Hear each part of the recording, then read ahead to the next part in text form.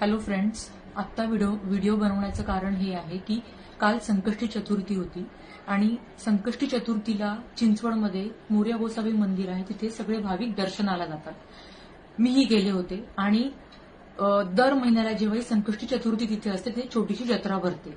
त्या जत्रेमध्ये लोक त्यांचं छोटं मोठं सामान हे सेल करतात. तिथून मी 2-3 गोष्टी विकत घेतल्या.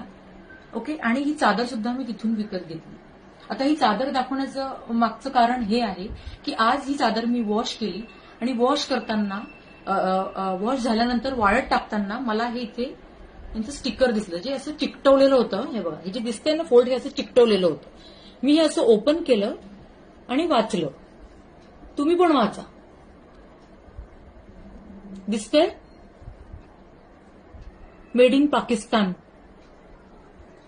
आपण कुठे राहतोय, बॉर्डरवर पण राहत नाही आणि आपल्यापाशी मेड इन पाकिस्तान गोष्ट म्हणजे माझ्या घरात आहे. खूप संताप होतोय माझा.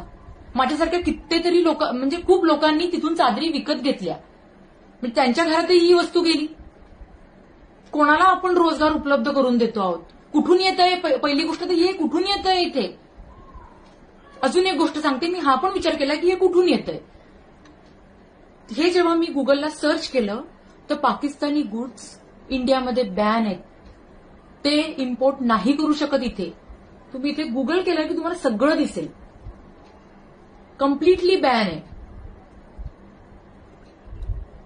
सो प्लीज थोडंसं वस्तू विकत घेताना डोळे उघडा, जे आता माझे उघडलेत.